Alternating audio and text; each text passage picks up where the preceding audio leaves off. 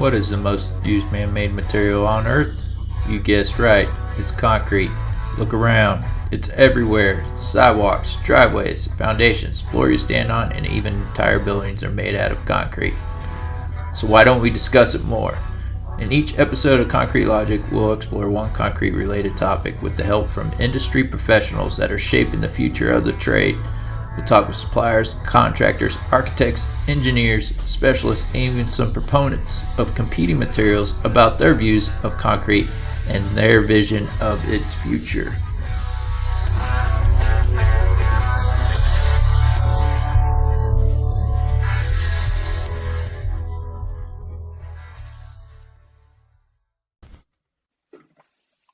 And welcome to another episode of the Concrete Logic podcast. And today I have Matt McCombs with me with Intelligent Concrete. Matt, could you tell us a little bit about yourself and what you do? Sure. Thanks for having me, Seth. So I was kind of born and raised in the concrete industry. You know, my dad was a manager of a precast ready-mix concrete block operation when I was born. So my older brothers and I all got a chance to work there or at various businesses throughout his career. I was a lot younger than my other siblings. So probably, I don't know, about the time I was in fifth or sixth grades when I started really getting exposed to finishing concrete or mixing it or what have you. As soon as I was old enough, I was working at a precast plant as a form carpenter. And then it all just kind of went from there, and I've been since '91 working in this business either full-time or part-time for several years while I was in school. So I can finally join that group of people that says I've been doing this for 30 years. Because I have. And I've been fortunate along the... Go ahead. I was just going to say, the reason why... I was just going to say the reason why that's funny is because we all here in the concrete industry is I've been doing this for 30 years and this is the way we do it, right? That's why. Right. That's why I was laughing. I'm sorry. Yeah, no, that's good. I hear, I'm so sick. It's like, yeah, you've been doing it the wrong way for 30 years. So let me help you out with that a little bit. But now along the way, man, I've been fortunate enough to work for some really, I've been blessed, I think, to work for, you know, some good organizations, or even if it wasn't a good organization, in my opinion, it had a strong group of mentors within there that I learned a lot from. So I've been privy to some information that not a lot of people are going to get. I mean, when I was with Lafarge, we had the Lafarge Center for Research, and there were some extremely intelligent, talented people that worked there that were 100% devoted to learning, like, you know, right down to the finite nano level, how it works, why it fails, and then they teach us. So it's been a good experience. And so now I'm working for John and Whitney at Intelligent Concrete, and it's a different approach, a different way of doing things for me, because I've mostly been on the supply side, but it's a good experience and I'm enjoying it so far. Yeah. No, I've sat through some things that you all put on, do that LinkedIn coffee talk. There's good things that you all do that. Very quick and kind of a preview of some of the longer stuff that you do. I was sitting through, I was trying to remember the last one I was sitting through, but what I appreciate with you and John, and I shared this with John too, is y'all kind of go back and forth. He's more of I'd say the chemist, and you're the kind of the, like you said, supplier contractor side of things, and trying to balance it out. So I think that's what you two do very well when you put on your talks or shows or your podcast or whatever y'all are working on. So yeah, highly recommend you all check them out.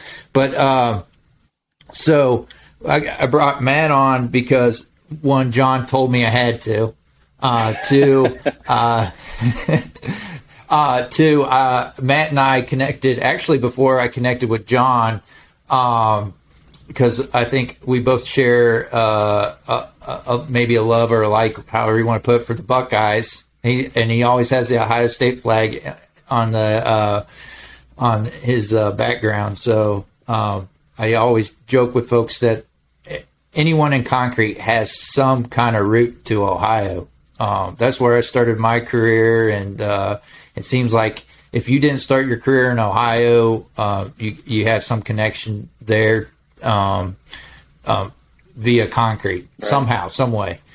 But anyways, Matt, wanted to bring you on because, like I mentioned, you spent a lot of your career on the supplier side, and I've been on the contractor side for most of my career.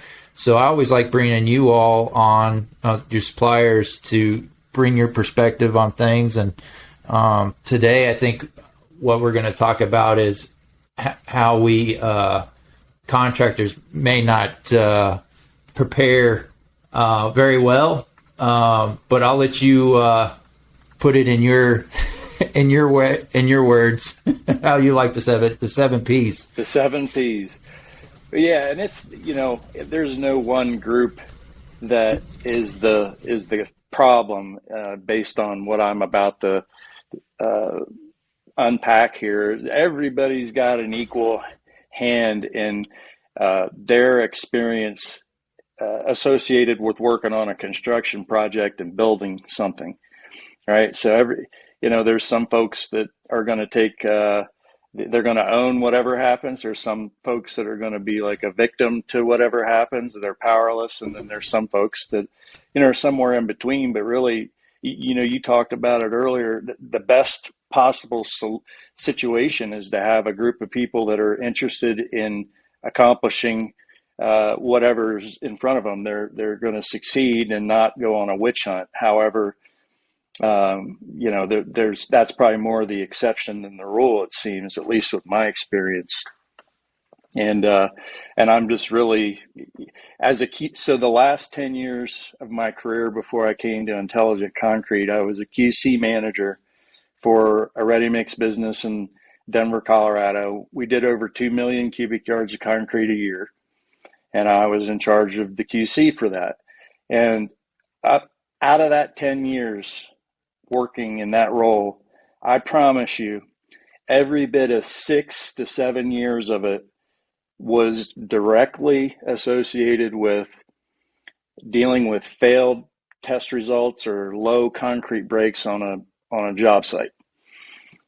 And I don't think it was just specific to the Rocky Mountain region. I think this is probably a nationwide, global type of a struggle that people go through, right? For many reasons. So that's why I put together this little outline I sent you about. And it started with the 7 P's, and that is proper planning prevents piss poor performance, right?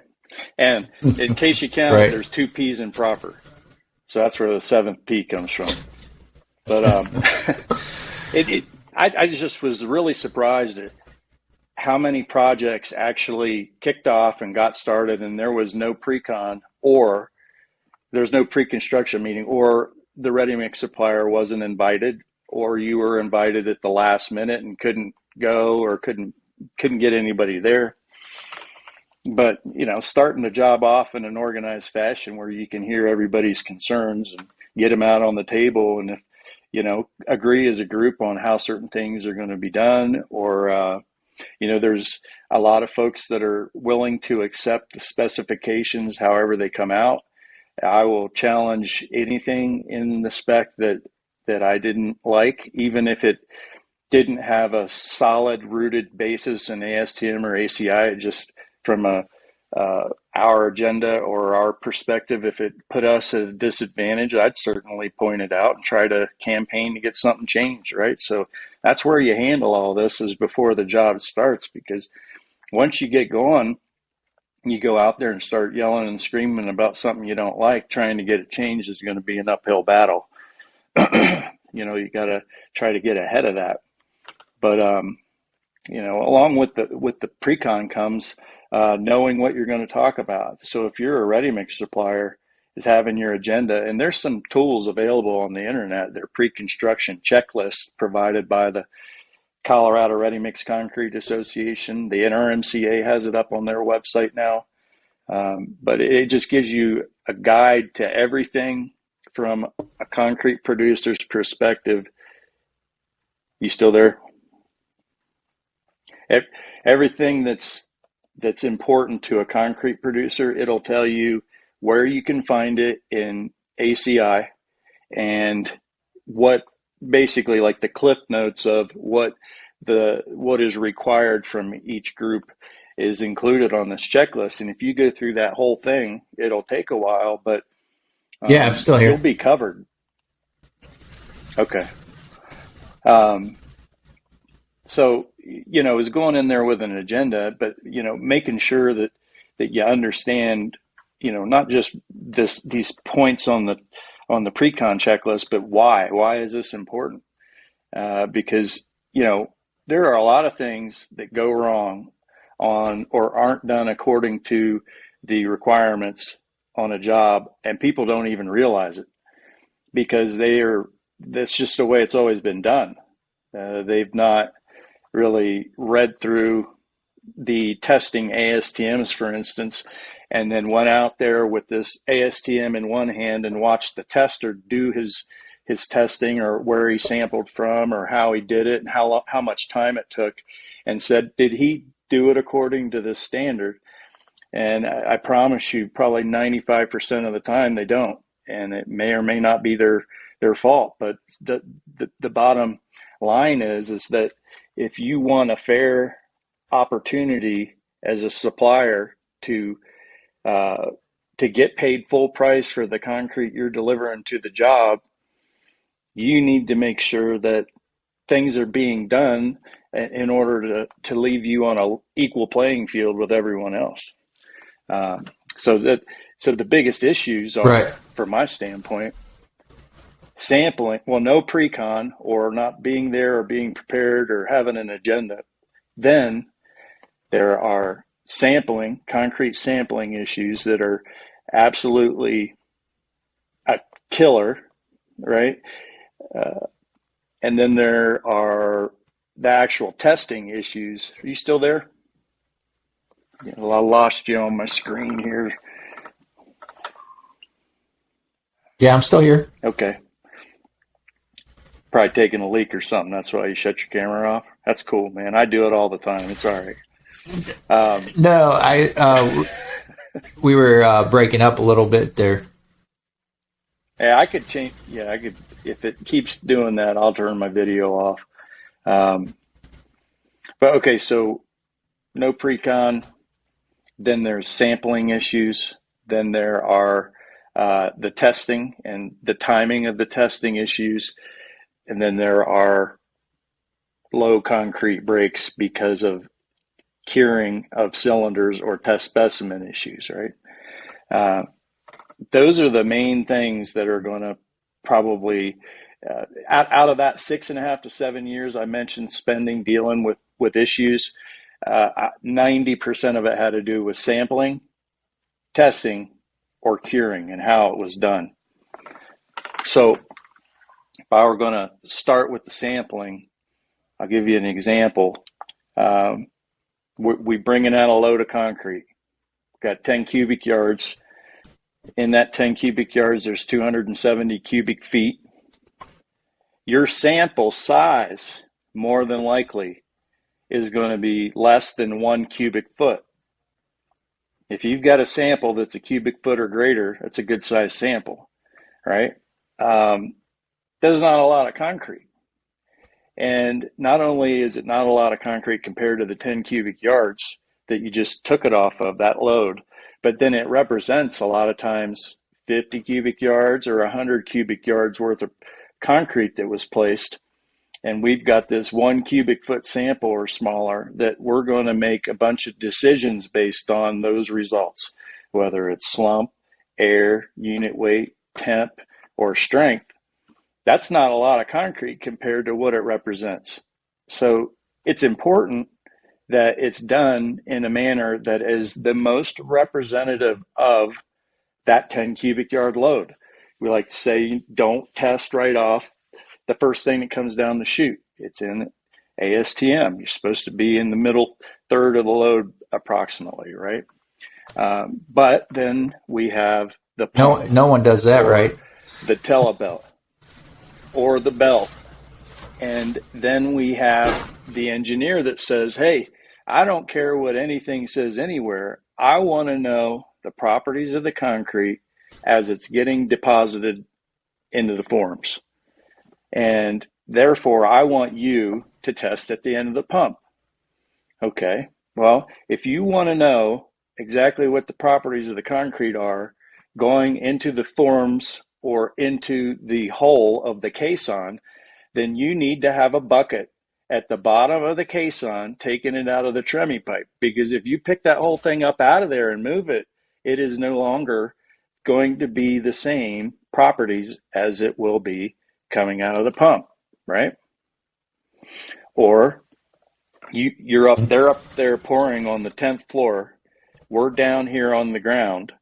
We're going to send somebody up there to grab a sample. The tower crane's going to lower the sample down to where the testing area is. Then the testing lab will take the sample and they'll do their tests. And by the time they get the sample taken and get it down there to be tested, you're already 10 minutes from the time it was sampled. And they're way over their time. And then the properties are no longer anything like they were when it came out of the pump. Does that make sense? So, Yeah, no. ACI changed the building code. ACI 318 changed in 2019 to say that for acceptance, right? For acceptance testing the sample should be taken according to C172 and specifically says at the point of delivery, which is, as far as I'm concerned, off the truck chute. And as a supplier, you have no control over anything that happens after that. So if we're going to be fair here, it should be tested there. Now, if you want to test it somewhere else for some other reason, knock yourself out. But if it's going to come down to accepting this load of concrete and paying me, I'm going to live and die by you're taking the sample off that chute. And if you don't, then there's always going to be a big asterisk right by those results because we're not following the guidelines. So, if I can. Yeah, go. If I can jump in. Yeah, jump in. That makes total sense. I know you were hitting on having a pre-con meeting and going through an agenda prior to start of the project. And I've been lucky that I've worked for two companies. I currently work for one that we do that on every job. So this seems like second nature to me. But that is one of the hot topics in every pre-con job is where you take that sample from, either the back of the truck or at the end of the pump for us. So I totally hear you on that. And I now that you're saying this out loud, and I don't know why I haven't thought of this before, but y'all only have control of what it is when it's coming out of the chute, like you said, coming straight out of the truck, and you have nothing as far as control over, how we're conveying the concrete to the deck. So I think recently on recent projects, though, that it seems like everyone's been pretty much on the same page as far as where we're taking cylinders at. And I don't see that the requirement of taking it at the end of the pump or at wherever the concrete's being placed, being tested there as a requirement as much as I used to earlier in my career. So totally understand that, totally get that. But I'm sorry to interrupt you. But I felt like I needed to jump in there and agree with you. Yeah, and I think I should probably preface all this with this is all based on my experience. Now I've worked in Houston, I've worked in Delaware, I've worked in Maryland, I've worked Colorado, Kansas, Louisiana, Texas. I said Houston, I think, but Texas proper. Then there's probably a little bit of Wyoming, and so I've got some, a little bit of I guess diversity in my experience with this, but it's rooted in my area here in Colorado where a lot of this is being based. So I'm sure there's areas where people have done a lot better job keeping up with the times or being equitable to all the people involved. And I shut my video off because I think I'm having some service issues here that are jamming me up. So just to let you know, but Oh, yeah, no worries. Yeah, no, I agree with you. It's not a Colorado only thing. I've been in the Mid Atlantic most of my career and a little bit in Ohio, and no, we all have the same issues. And I'm even when you have those pre-con meetings before the projects, you still have these issues. It's like people forget what we all talked about in the meeting, and then you have to go back and reference the meeting, and hopefully someone took really good notes and someone sent out meeting minutes and everyone agreed to the meeting minutes. I've still been on jobs where we talked about it and we're still disagreeing. Oh man, about what we agreed to. It's like, yeah, when you get in that meeting, if you're the one representing in the meeting, right? Get in there and take a look around. Take a good look.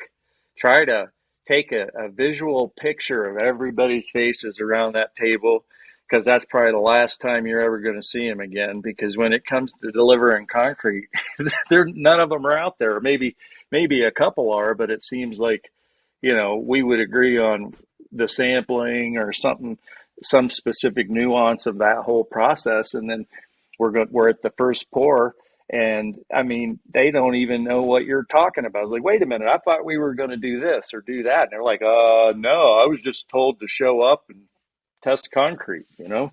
So there's that, communication from the people at the meeting to the people that are actually going to execute the work that is important. But again, like you said, take some good notes. Don't count on anybody being a stenographer. So we were talking about taking good notes at the pre-con meeting. I think one thing we should hit on, Matt, is the folks that should be at this meeting. Because I know I've struggled in the past to get everybody that should be there.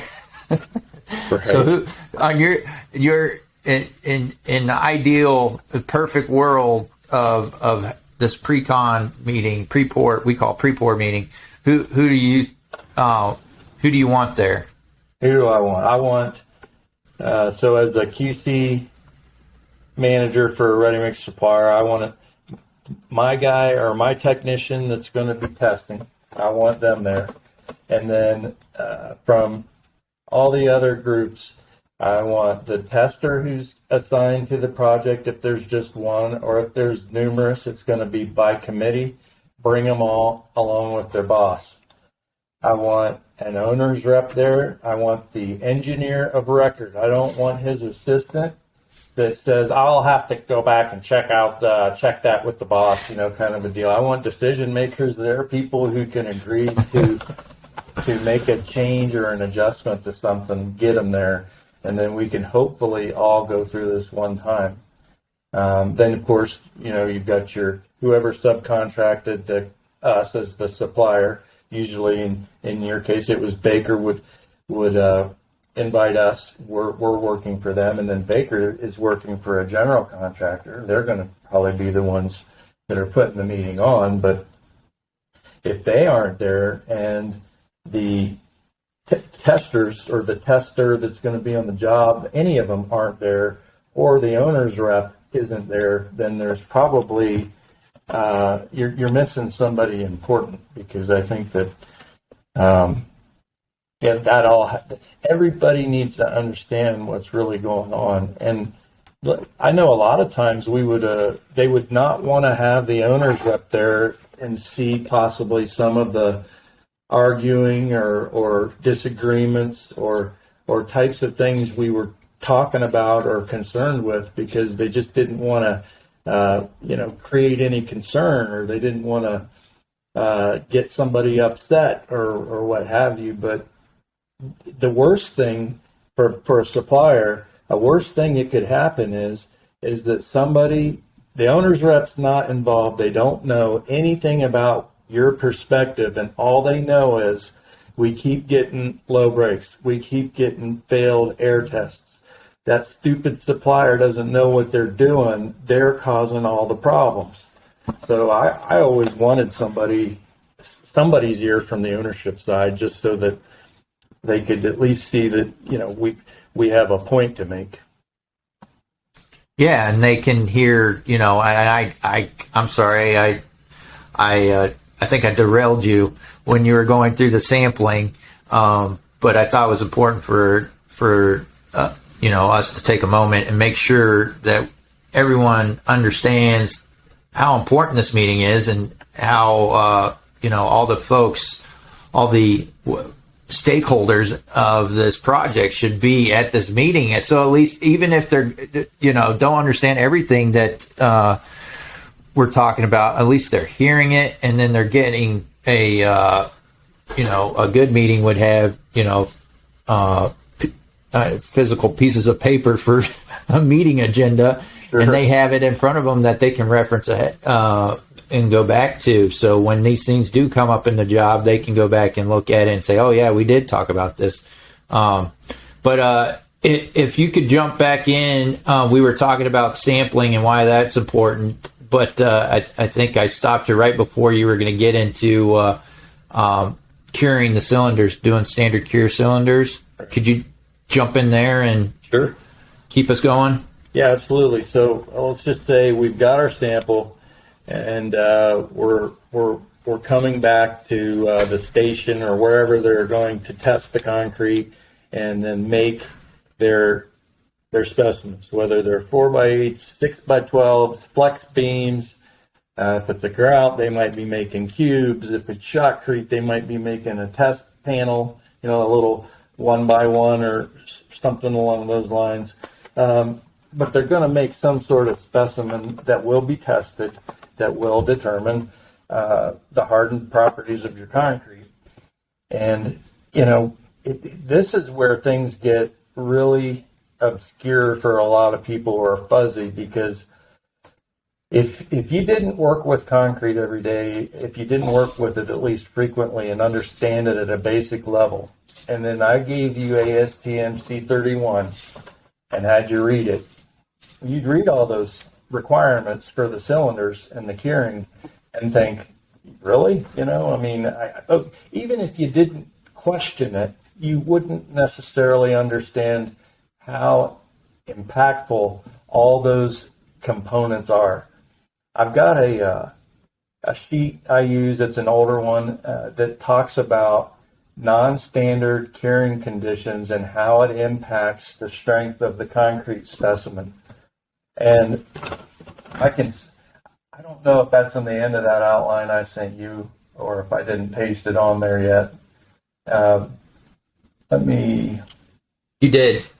I did? Okay. Yep. All right. So we got, just looking on the very right, there's L and there's F for lab and field. We want to look at the field stuff. So insufficient consolidation, up to 61% strength loss. Immediate freezing, 24 hours, up to 56%. Next field, flat particle vertical orientation, up to 40%. Rough end before capping, or 7 days in field, warm temperature, 26%. So a quarter of your strength. 7 days in field at 73 degrees Fahrenheit, no added moisture, up to 18% loss. But this is an older study, right? And there's been a lot of newer ones that can be found on the internet. And you've been involved in construction. You know that when things go wrong, when you have a failure, it's rarely ever the result of just one thing going wrong, right? Usually there's 2 or 3 or 4 things that weren't done right, and then boom, that's when you have something that's substantial enough that gets everybody's attention, right? So you're going to have 3, 4, 5 of these things working against you on every single cylinder that they're going to make. To some extent, maybe it's just barely, or maybe it's exactly as I just read from this list. you could lose, half your strength or potential strength very easily just because things weren't handled correctly. Like, I'll give you an example. They've got the sample, they make the cylinders, and this is a big pour today. Let's just say they're going to test 4 times. It's a 400-yard pour, and they're going to make a set of cylinders every 100 yards, right? And we're going to make 6 cylinders. So now 4 times, we got 24 test cylinders. So they set up in an area near where they're pouring to get the concrete, sample, and test it. And then where they're going to cure the cylinders is on the other side of the job, back by the trailer, right? So instead of, there's just one tester out there because they didn't have enough people to send him some help. So every time he tests and makes a set of cylinders, he just leaves them sitting there. And then once the pour's over and he's not pressed for time anymore, he's going to pick them all up and move them over to where they're going to cure them for the next day or two before they go back to their lab. Well, and then this happens all the time, right? That first set of cylinders he makes sits out there in the sun for the next 3 hours, 4 hours, until we get done to the point where he can now take all these cylinders he made over. Well, by the time he moves them, they're already in the process of setting up. They're hardened to the point where when he picks them up and moves them to his basket or to a wheelbarrow or to a bucket, he does damage because he squishes the mold, and the concrete inside is now deformed and has probably a billion little micro fractures within it because it was damn near set up, but not strong enough to resist his grip of picking it up and moving it.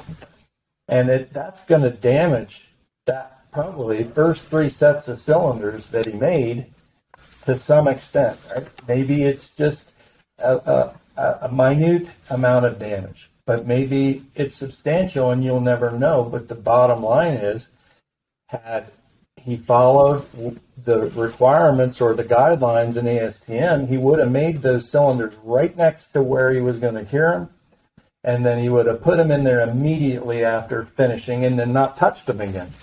Mm-hmm. So that's just one example. That happens on every job.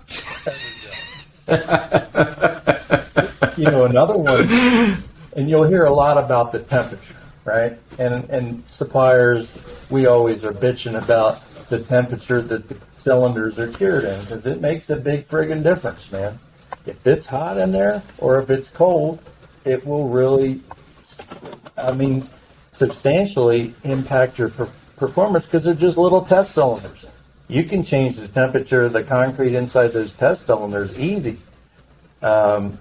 And if you've left them in a cold area and then move them the next day, pick them up, throw them in the bed of the truck, take them back to the lab, well, if it's anywhere in the continental United States, it's going to get the living hell beat out of it because the roads are all jacked up, right? Somewhere, either getting off the site, going over the bridge, you're hitting potholes, you're slamming on your brakes, whatever you're doing. It's not exactly a smooth ride in the bed of the truck.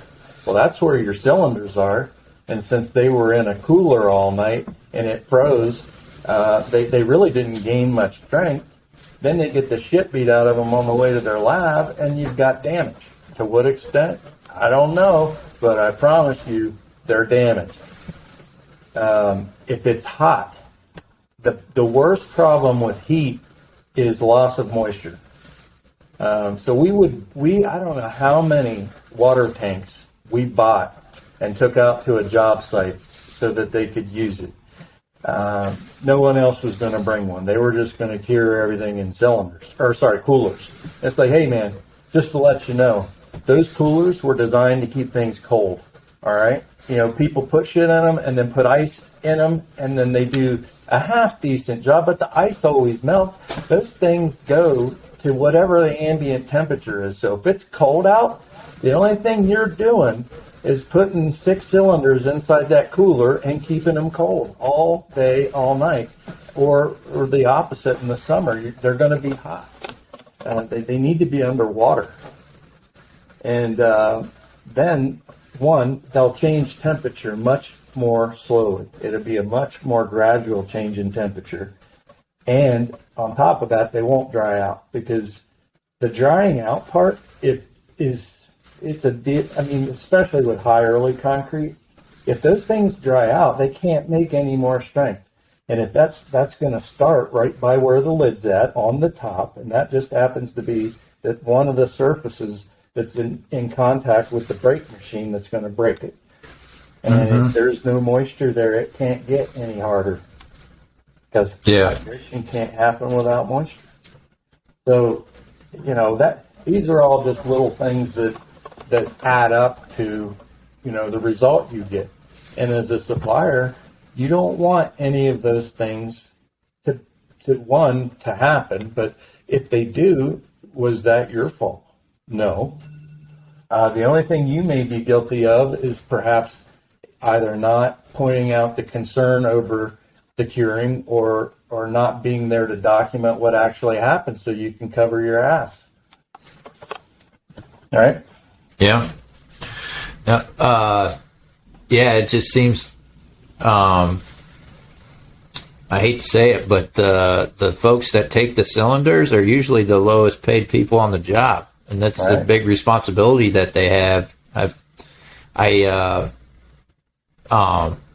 have photos on my phone. I used to, when I walk job sites, take pictures of abandoned cylinders around the job sites, and just to document what's going on with cylinders. Like you said, they take the samples and then they leave them, and then they're like, yeah, we'll get them when it's convenient. And no one really thinks it's a big deal. It's just secondhand thought. But if you could talk about what these ASTM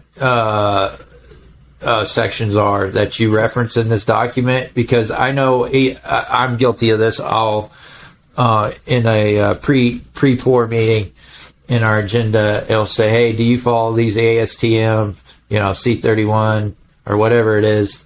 And I'm just looking for a nod or a yes. And I probably don't understand what they are. So if you could explain those.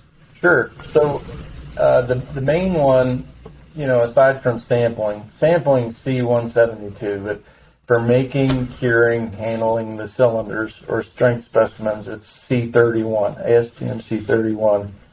And the key in C31, there's two keys really. In the very beginning, there's a short section, I think it's section 4, that tells you what the data can be used for, depending on whether or not you standard cure your cylinders or you field cure them. So let's talk about those two things. Standard cure is what's supposed to be done when the cylinder results are going to be used for acceptance of the concrete from the ready mix supplier, right?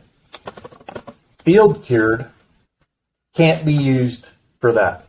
And the reason why is, I'll explain it. So the standard curing, we talked briefly about how a lot of the things that happen when the concrete leaves the chute are out of the control of the supplier, right? Do you agree with that? Yes. Okay, so from a supplier standpoint, I want to be able to prove that when I showed up, that concrete in the condition it was in when it came off my truck was capable of meeting the project specifications. It had the potential to meet the minimum requirements, 4,000 PSI or whatever the air content was, as I delivered it. Now, if it gets subjected to a whole bunch of stuff after I deliver it, I have no control over that. If you tell me what's going to happen to it, I can try to give you a mix that's going to work, but I can't work magic, right? And I can't read minds. So I want to prove that when it showed up, it was capable of meeting project requirements. And that's what standard curing does. It gives the ready mix supplier a unbiased, best opportunity to prove my concrete was adequate when it showed up. Then, after that, you make field cured cylinders to determine if the conveying or the actual in-place curing had positive or negative impact on the concrete compared to the standard cured cylinders, which are a representation of what it was able to produce or yield as it showed up, uninfluenced by anyone. So if they screw up any element of the standard cured requirements, we're not standard curing anymore. If you're not taking care of the moisture, if you're not taking care of the temperature, if you're not making sure it's level, if it's got vibration, if all these different things that negatively impact the test result, we got to try to eliminate all that, because we want to prove that the concrete was good when it showed up. And you can use that data then for a whole bunch of other stuff, because I mentioned you could make field cured cylinders to compare to those and see, is our curing adequate? Do we need to do a better job of curing? Do we need to do a better job of protecting the concrete from drying out or getting hot or getting cold or what have you, right? You can't do any of that if you don't have a baseline, like control set of results for whatever the concrete was when it showed up. So that's where the big difference comes, and why it's so important for a ready-mix supplier to defend that to damn near the death, because if they're not giving you that opportunity, if you're not actually your specimens aren't getting standard cured correctly on that job, then you are absolutely fighting a losing battle right from the get-go. Matt, you got a note here about adherence program. What is that? Yeah. You audit the testing by filling out a questionnaire. Your results go back to, they get entered in a database, and they will not be shared with anyone other than the company whose employee conducted the audit and the company whose employee was audited.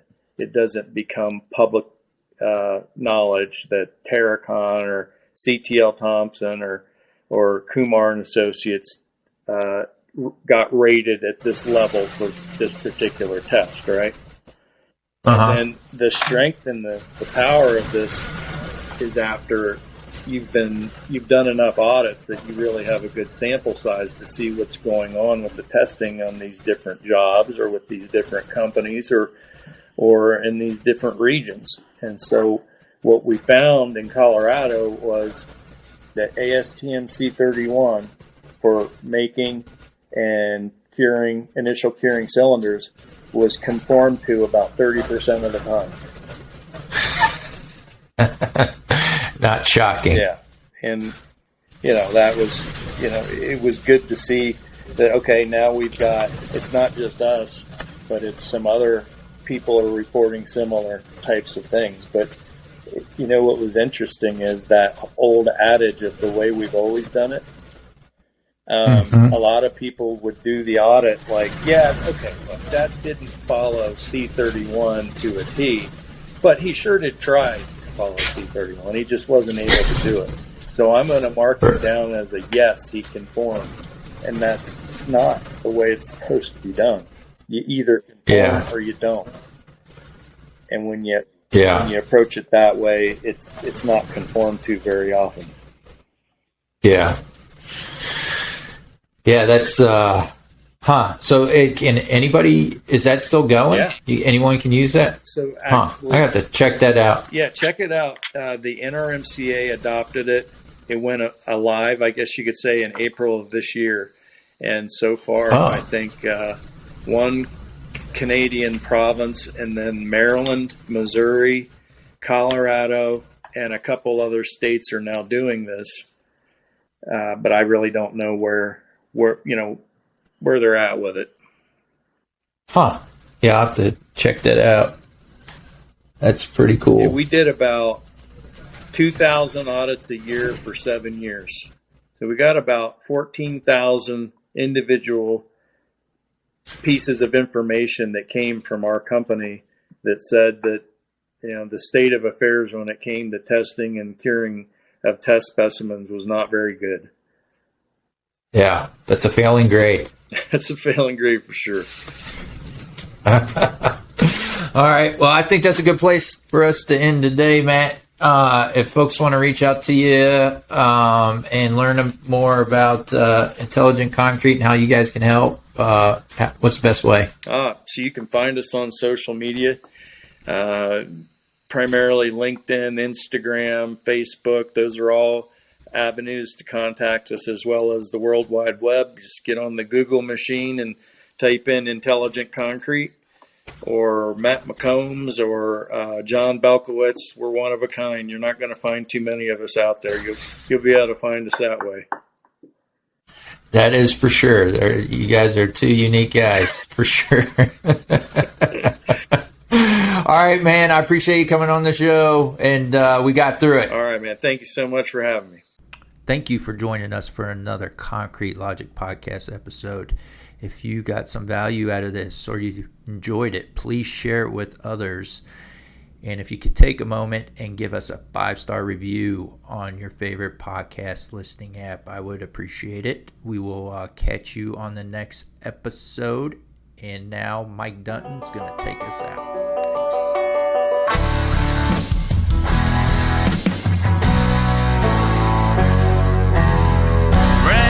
That alarm always sings couple hours before the sun comes up. Open up the side, put some diesel in the lights, and wait till the trucks roll up.